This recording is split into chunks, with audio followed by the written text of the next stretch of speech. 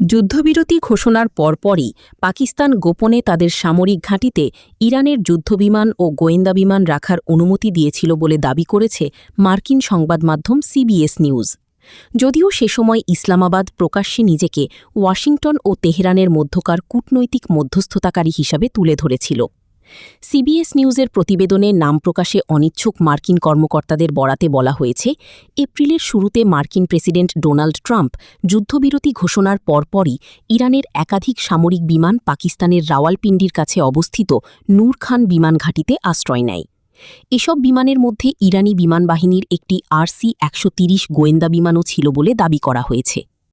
মার্কিন কর্মকর্তাদের ভাষ্য অনুযায়ী ইরান তাদের অবশিষ্ট সামরিক সম্পদকে মার্কিন হামলা থেকে রক্ষা করতে এই পদক্ষেপ নেয়।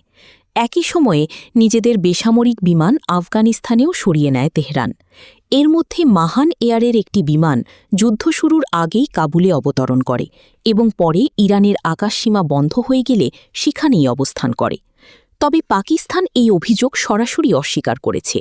দেশটির এক জ্যেষ্ঠ কর্মকর্তা সিবিএস নিউজকে বলেন, একটি বড় শহরের কেন্দ্রস্থলে অবস্থিত সামরিক ঘাঁটিতে বিপুল সংখ্যক বিদেশি সামরিক বিমান গোপনে রাখা বাস্তবসম্মত নয়। প্রতিবেদনে আরও বলা হয়েছে, ইরান ও আফগানিস্তানের মধ্যে বিমান সরিয়ে নেওয়ার ঘটনাও নিরাপত্তা বিবেচনায় করা হয়েছিল। আফগান এক বেসামরিক বিমান চলাচল কর্মকর্তা জানিয়েছেন, পরে তালিবান কর্তৃপক্ষ ওই ইরানি বিমানটিকে কাবুল থেকে হেরাত বিমানবন্দরে সরিয়ে নেয়, যাতে পাকিস্তানি হামলার ঝুঁকি এড়ানো যায়। যদিও তালিবানের মুখপাত্র জাবিউল্লাহ মুজাহিদ এই দাবি নাকচ করে দিয়েছেন।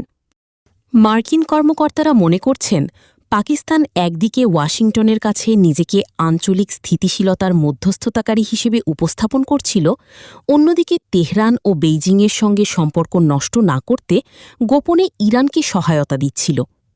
প্রতিবেদনে পাকিস্তানের সঙ্গে চীনের ঘনিষ্ঠ সামরিক সম্পর্কের বিষয়টিও তুলে ধরা হয়েছে। স্টকহোম ইন্টারন্যাশনাল পিস রিসার্চ ইনস্টিটিউটের তথ্য অনুযায়ী 2020 থেকে 2024 সালের মধ্যে পাকিস্তানের আমদানিকৃত প্রধান অস্ত্রের প্রায় 80% এসেছে চীন থেকে।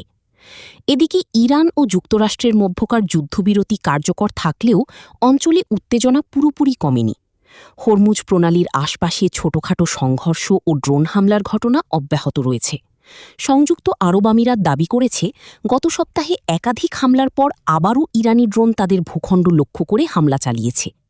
অন্যদিকে ইরান যুদ্ধ শেষ করার শর্ত হিসেবে যুক্তরাষ্ট্রের কাছে যুদ্ধক্ষতির ক্ষতিপূরণ, হরমুজ প্রণালীর ওপর নিজেদের সার্বভৌমত্বের স্বীকৃতি এবং নিষেধাজ্ঞা প্রত্যাহারের দাবি জানিয়েছে। তবে ডোনাল্ড ট্রাম্প সেই প্রস্তাবকে সম্পূর্ণ অগ্রহণযোগ্য বলে প্রত্যাখ্যান করেছেন। বিশ্লেষকদের মতে, মধ্যপ্রাচ্যে যুদ্ধবিরতি এখনও অত্যন্ত ভঙ্গুর অবস্থায় রয়েছে এবং যুক্তরাষ্ট্র, ইরান, পাকিস্তান ও চীনের ভূরাজনৈতিক অবস্থান নতুন করে আঞ্চলিক উত্তেজনা বাড়িয়ে তুলতে পারে।